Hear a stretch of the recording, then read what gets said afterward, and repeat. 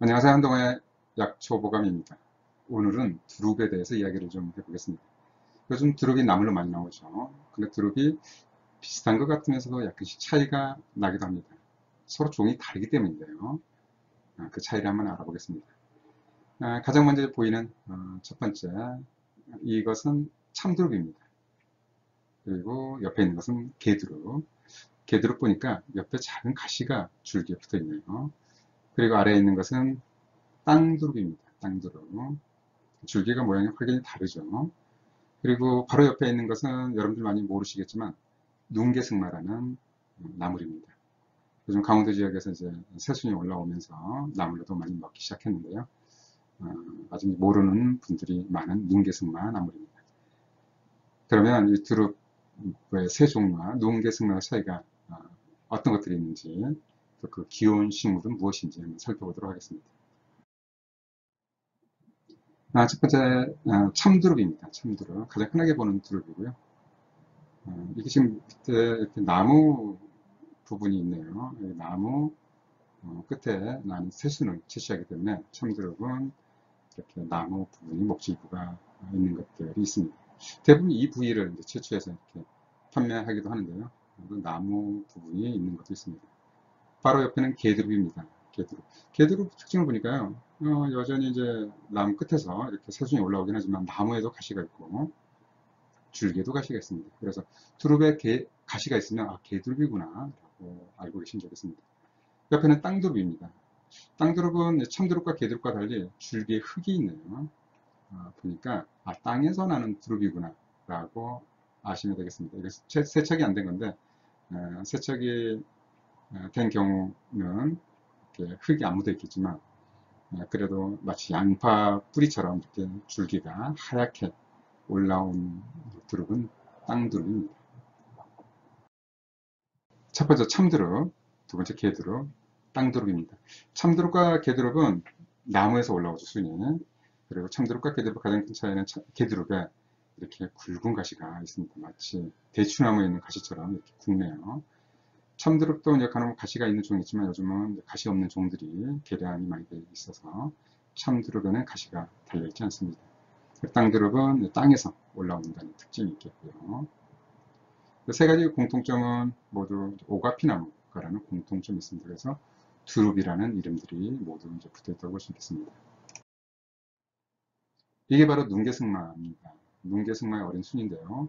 이 정도 길이면 약 10cm 정도 이상 자란 거고요. 이 밑둥을 이렇게 잘라서 이것도 나물처럼 물에 한번 데쳐서 초고추장 같은 데 찍어 먹기도 하고 또 이렇게 눈개승마가 다른 이름으로 삼나물이라는 이름이 삼나물. 두릅처럼 생겨서 두릅 맛도 나고 인삼 맛도 나고 고기 맛도 난다 그래서 삼나물인데 약간 와전된 것도 없지 않아 있습니다. 인삼 맛이 난다고 하는 것은 제 생각인데요. 이렇게 두릅하고 비슷하게 생겼는데 두릅이 오갈피나무과거든요. 그런데 인삼도 오갈피나무과입니다. 두릅나무과 오갈피나무과입니다. 그렇게 보이는데 두릅에는 사포닌이 들어있습니다. 오갈피나무에 사포닌이 있거든요. 그런데 눈개승마에도 사포닌이 있다는 설명들이 있습니다. 하지만 이건 제 생각으로 잘못된 설명입니다. 두릅과 비슷해서 또 인삼 맛이 난다 그래서 또 인삼 삼자 써서 삼나물이라는 말이 있는데 눈개승마에는 사포닌이 없습니다.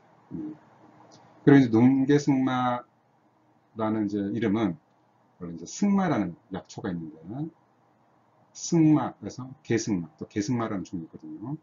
또 이제 거기에서 꽃이 눈처럼 하얗게 나서 또그 승마 중에 눈꽃 승마가 있습니다. 눈꽃 승마 꽃을 보면 눈처럼 이렇게 하얗게 수북하게 아주 예쁘게 꽃이 나는데요. 눈개승마도 꽃이 눈꽃승마처럼 아주 예쁘게 나서 눈개승마라는 이름이 붙었습니다.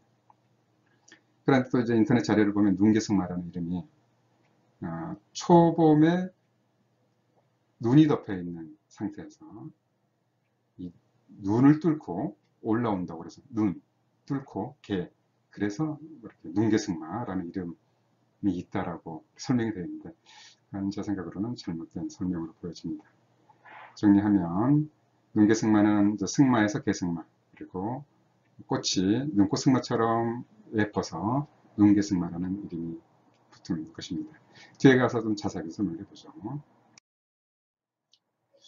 여러분들 이제 눈개승마를 이제 못 보셨을 텐데요. 이 눈개승마를 이렇게 만약에 구할 수 있으면 구해서 어떻게 나물로 하기 위해서는 한번 데쳐야 되잖아요. 불에 끓는 물에 이렇게 데치면 아까 붉은 기운이 바로 없어집니다. 그럼 영상으로 한번 볼까요?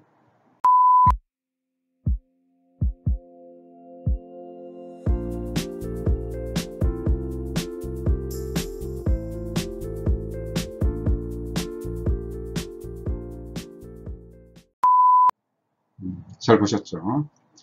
눈개승마를 이제 물에 데치면 색이 파래지는데 그 이유가 뭘까요? 이건 좀 확실한 정보는 아닌데 고민을 많이 해봤습니다. 그래서 추측이라는 단어를 썼는데요. 눈개승마 줄기의 붉은색은 안토시아닌입니다. 안토시아닌, 항산화 성분으로 많이 알려져 있죠. 근데 이 안토시아닌이 종류가 여러 종류가 있습니다. 종류가 꽤 많은데요. 열에 강한 종류도 있지만 또 열에 약한 종류도 있고, 아마도 제 생각으로는 눈개승마에 있는 붉은색 색소 안토시아닌이 열에 약한 종이어서 끓는 물에 변성을 일으켜서 파괴된다고 할까요? 색을 잃게 되는 게 아닌가 싶습니다. 그런데 이제 이 안토시아닌은 변성을 일으켰지만 윤계승만 자체는 이제 식물이기 때문에 그 안에는 광합성을 해야 되기 때문에 엽록체가 있겠죠. 엽록체 안에는 엽록소가 있습니다. 그 엽록소는 여전하게 열에 안정해서 우리 눈에 띄기 때문에 붉은색은 빠지고 파란색만 눈에 띄는 것으로 추측이 됩니다. 그렇게 이해를 하시면 큰 문제는 없어 보입니다. 그런데 이제 요리를 하시는 이제 주부 여러분들 보면, 미역도 그렇던데, 또 곰피라고 있죠. 곰피도 그렇던데. 그래서 곰피를 끓는 물에 이렇게 넣어서 데치는 영상을 한번 준비해봤습니다. 한번 보실까요?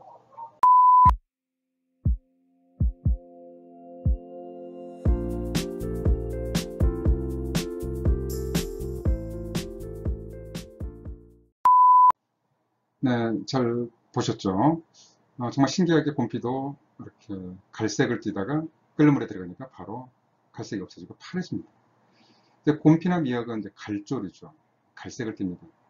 근데 미역 같은 경우는 이제 흔하게 보니까 미역을 예를 들면 미역을 보면 검은색을 띱니다. 그런데 이게 실은 이제 갈조소, 갈색 색소가 농축이 되면 어둡게 보이는 거죠. 그래서 검게 보일 뿐입니다. 그래서 이제 갈조류인데 엽록소도 풍부합니다. 갈조류면서 갈색조와 그러니까 갈조소죠. 갈조소와 엽록소도 풍부합니다. 그런데 곰피나 이제 미역을 끓는 물에 넣으면 이 갈조소, 일종의 카로티노이드인데요. 이 갈조소가 단백질과 이제 결합해 있다가 순간적으로 단백질이 변성을 일으키면서 갈색을 잃고 녹색이 우리 눈에 띄는 것으로 추측이 됩니다. 역시 이제 곰피나 이제 미역은 바닷물 속에 있지만 광합성을 하거든요. 그래서 엽록체가 있고 그 엽록체를 클로로필이라고 하죠. 그 엽록체 안에는 엽록소가 함유되어 있습니다. 그래서 갈색을 잃은 상태에서 녹색이 우세하게 우리 눈에 띄기 때문에 끓는 물에 넣자마자 갈색이 없어지면서 녹색으로 변하는 것처럼 마술처럼 색이 바뀌는 것처럼 보여집니다. 하지만 이 갈조소가 갈색이 녹색으로 바뀌는 게 아니고 갈색 색소보다 녹색 색소, 엽록소가 우세해서 우리 눈에 더 확 띄게 되는 걸로 추측을 하시면 되겠습니다. 추측이란 단어를 썼는데요. 네, 그렇게 고민을 해봤습니다. 결론적으로 이제 뜨거운 물에서 갈조소가 엽록소에 색을 경쟁해서 서로 간에 색을 경쟁해서 갈조소가 엽록소에게 밀렸다라고 이제 보시면 되겠습니다. 다시 이제 좀 옆뒤로 샜는데요. 이제 두릅 이야기를 해보도록 하겠습니다. 지금 이제 다시 참두릅, 개두릅, 땅두릅이 있는데요. 이 세 가지의 특징 좀 구체적으로 알아보도록 하겠습니다. 두릅 종류는 아까 말씀드렸듯이 참두릅, 개두릅, 땅두릅이 있다고 말씀드렸고요. 참두릅의 섭취 부위는요, 두릅나무의 순이고, 개두릅의 섭취 부위는 엄나무 순입니다. 엄나무 많이 들어보셨죠? 그 시골에 산속에 있는 뭐죠? 백숙집에 보면 큰 솥에 닭도 넣고 가시가 달린 나무를 넣습니다. 그게 바로 엄나무입니다. 엄나무는 향이 좋아서 닭의 잡냄새를 없애는 데 효과도 있고 국물 맛을 시원하게 하면서 향미를 좋게 하는 역할도 합니다. 땅두릅은 딱두릅이라고도 하는데요. 딱두릅의 순입니다. 땅두릅이라고도 하죠. 이 세 가지 공통점은 바로 오갈피 나무과라는 겁니다. 구체적으로 참두릅은 그렇죠. 참두릅 나무에서 순을 채취하고요. 나무와 두릅순에 장가시가 있는 게 있습니다. 요즘 없는 종도 많죠. 그렇죠. 최근에는 장가시가 없는 참두릅 순도 많이 나옵니다. 이 순을 목두채라고 하고요. 껍질은 춘목피, 뿌리는 춘금피라고 해서 약으로 활용하기도 합니다. 그다음 개두릅, 엄나무 순을 채취해서 식용을 하죠. 향이 강합니다. 그래서 강원도 일부 지역에서는요, 참두릅보다 개두릅을 더 선호하는 분들이 있는데 그 이유가 바로 향 때문입니다. 아까 말씀드렸듯이 엄나무 자체에도 향이 좋다고 했죠. 특징은 나무와 순에 큰 가시가 있습니다. 그래서 일명 가시두릅이라고 합니다. 여러분들이 만약에 이제 두릅을 샀는데 가시가 많다. 그러면 개두릅입니다. 그리고 이제 가시는 고무장갑 끼고 큰 두꺼운 솔 같은 걸로 이렇게 해서 잘 제거를 해야 가시 찔리지 않습니다. 엄나무 껍질을 해동피라고 해서 약으로 활용합니다. 해동피는 보통 좀 관절 질환도 많이 활용하는 약으로 되어 있는데요. 그 정도로 알고 계시면 되겠습니다. 땅두릅은 땅에서 붙어나고 연한 순을 사용합니다. 아까 사진 보셨죠? 특징은 가시가 없습니다. 초본인 거죠. 땅두릅을요, 뿌리를 독활이라고 해서 약으로 쓰는데요. 이 독활이라는 한자 이름을 보니까 홀로 독자에 이렇게 살활입니다. 이 독활의 특징을 보면 이렇게 줄기와 순이 올라왔는데 바람이 불어도 바람에 줄기와 이렇게 이파리가 흔들리지 않아서 홀로 버틴다. 그래서 독활이라는 이름이 붙었다고 되어 있습니다. 재밌는 이름이죠. 독활은 이제 감기가 있을 때 해열, 진통 작용도 하고 관절통 치료하는 효과도 있습니다. 아까 이제 비슷하다고 두릅과 비슷하다고 말씀드렸던 눈개승마. 눈개승마는 모양이 두릅과 아주 비슷하죠. 역시 땅에서 붙어납니다.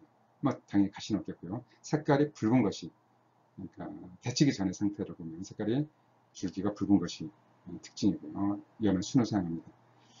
두릅 종류와 눈개승마의 가장 큰 차이점은 두릅 종류는 오갈피 나무과인데 눈개승마는 장미과라는 차이가 있습니다.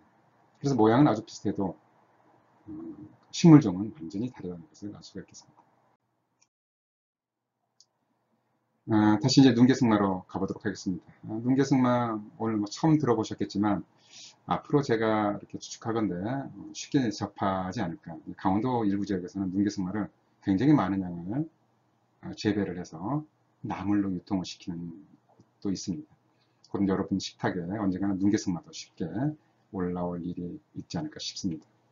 다시 한번 보지만 색깔이 참 예쁘죠. 화려합니다.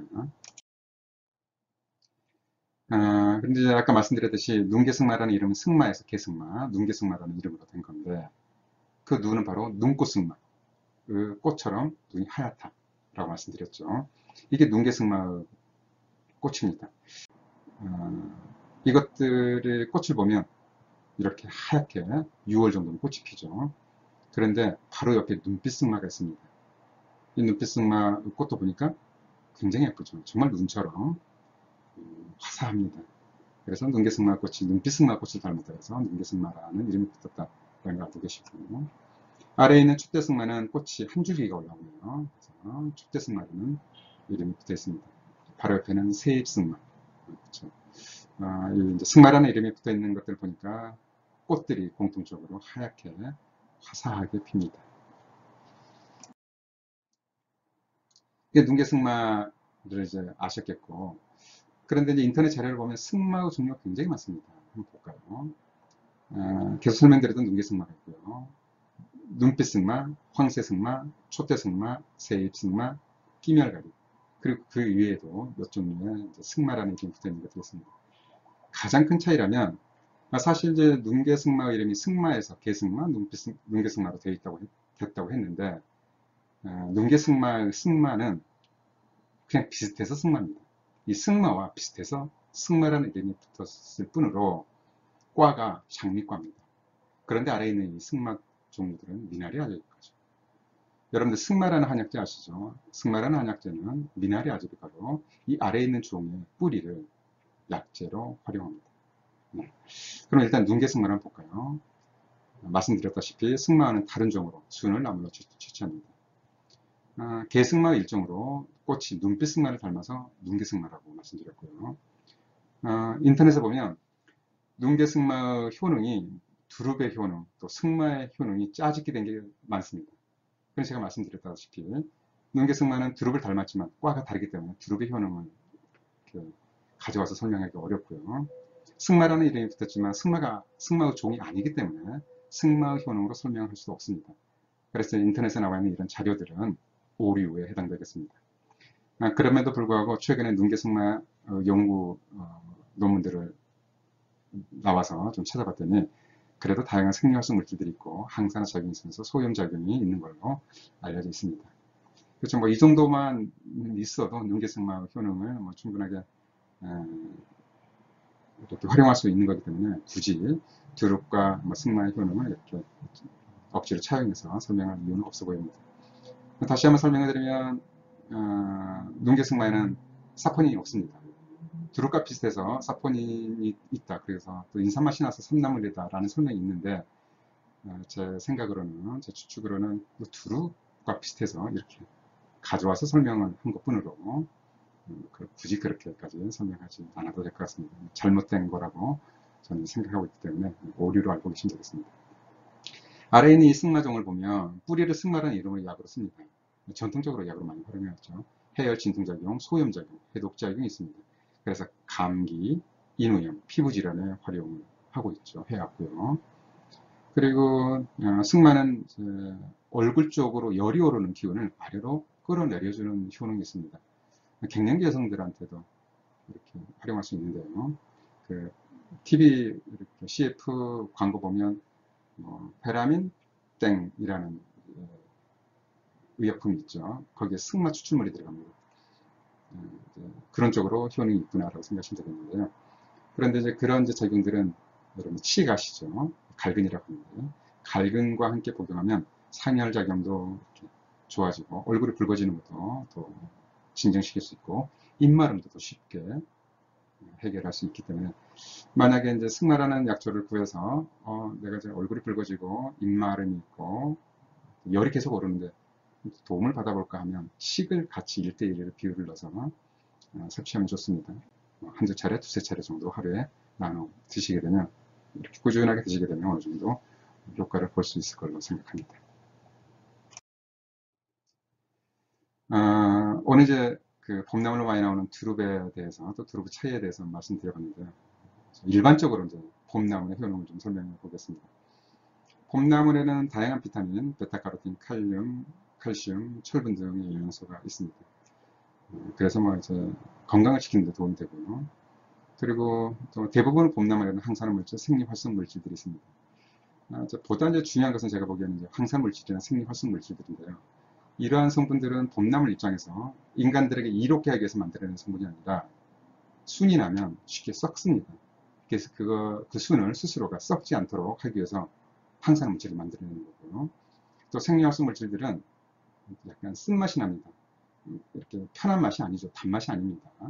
이제 그런 생리활성 물질들을 만들어내는 이유는 해충이나 동물이 함부로 그 순을 따놓지 못하도록 하기 위한 성분입니다. 따져놓고 보면 식물 입장에서는 생리활성 물질이 아닌 거죠. 그냥 스스로를 보호하기 위해서 독성분을 만들어내는 건데 그 소량의 독성분을 인간이 먹으면 생리적으로 건강에 도움이 되는 작용을 하기 때문에 우리는 그것을 생리활성 물질이다 라고 이름을 지은 것 뿐입니다. 그래서 전반적으로 이제 봄나물들은 활력과 생기에 도움이 되고요. 염증을 조절하고 면역력을 높이는 데 도움이 되죠. 그리고 봄나물은 대부분 쓴맛이 있죠. 데쳐내는 이유는 중요합니다. 이 쓴맛 성분들이나 알칼로이드 성분들, 또 이렇게 생리활성 물질들을 너무 많을 때 이것들을 약간 제거를 하기 위해서 일종의 독을 제거하기 위해서 삶아낸다고 보시면 되겠고요. 두 번째는 순을 좀 더 연하게 한 상태로 섭취하기 위해서 데쳐내는 건데요. 소량의 알칼로이드 성분들은 이제 쓴맛이 납니다. 그런데 위장을 건강하게 하고 봄철의 식욕을 돋궈주는 작용을 합니다. 많은 양은 많은 양의 알칼로이드는 독입니다. 그런데 식용 봄나물에 들어있는 소량의 알칼로이드는 어느 정도 건강에도 도움이 된다라고 이해를 하시면 되겠습니다. 네, 다시 한번 말씀드리면 봄나물 섭취 시에 주의할 점. 아까 이제 말씀드린 성분들, 쓴맛 성분, 알칼로이드 성분, 생리학성 물질들, 그런 성분들은 해충으로부터 스스로 보호하기 위해서 만드는 성분으로 사람에게도 약간 독성이 있을 수 있죠. 그래서 끓는 물에 한번 데쳐낸 후에 섭취를 해야 한다고 말씀드렸고요. 그래서 소량은 생리활성 물질로 작용을 합니다. 그래서 그냥 섭취하는 것보다는 한번 데쳐서 섭취해도 그 성분들을 모두 잃지 않기 때문에 한번 데쳐낸 뒤에 섭취하시는 것이 좋겠습니다. 그리고 이제 봄나물을 순을 끓이지 않고 오랫동안 장기간 말렸다가 섭취해도 독성이 좀 줄어듭니다. 그리고 역시 또 끓는 물에 데치면 독성은 줄어들죠. 그래서 과거 이제 어머니들이 나물을 준비할 때 바로 먹지, 그러니까 나물을 굉장히 예를 들어서 산에서 들여서 많이 캤잖아요. 아주 옛날에는. 그러면 이걸 다 못 먹으면 어떻게 했냐면 말리든지 한번 데쳐서 데친 것을 말리든지 해서 여름에도 먹고 가을에도 먹고 뭐 그런 식으로 보관을 했습니다. 역시 그런 방법들은 영양소를 유지하면서도 동시에 독성을 어느 정도 제거한 상태로 섭취할 수 있는 아주 지혜로운 방법이 되겠습니다. 그리고 이제 가장 중요한 것 중에 하나는 봄나물은 비슷하게 생긴 독초가 많습니다. 그래서 잘 모르는 경우에는 절대 함부로 들이나 산에서 이거 봄나물 같은데 하고 채취해서 드시면 큰일입니다. 독성이 굉장히 강한 과거에 사약으로 썼던 그 독초들도 봄나물과 비슷하게 생긴 것들이 많습니다. 예를 들면 은방울꽃, 박새는 산마늘과 굉장히 비슷하게 생겼죠. 근데 박새 뿌리는 정말 과거에 사약으로 썼을 만큼 독성이 강합니다. 그래서 잘 모르시는 분들은 마트에서 시장에서 구해서 드셔야지 절대 산에 가서 등산 가서 함부로 봄나물을 채취하시면 안 되겠습니다. 네, 두릅 이야기를 하다가 다양한 이야기를 전해드렸습니다. 좀 어렵기도 하고 생소하시기도 하겠지만 어쨌든 두릅은 참두릅, 개두릅, 땅두릅이 있다는 거 알고 계시고 두릅이 올라오면 이게 어떤 종류구나 이제 아실 겁니다. 그럼 올봄 두릅으로 건강도 잘 챙기시고 맛있는 두릅 드시면서 봄도 잘 이겨내시기 바랍니다. 감사합니다.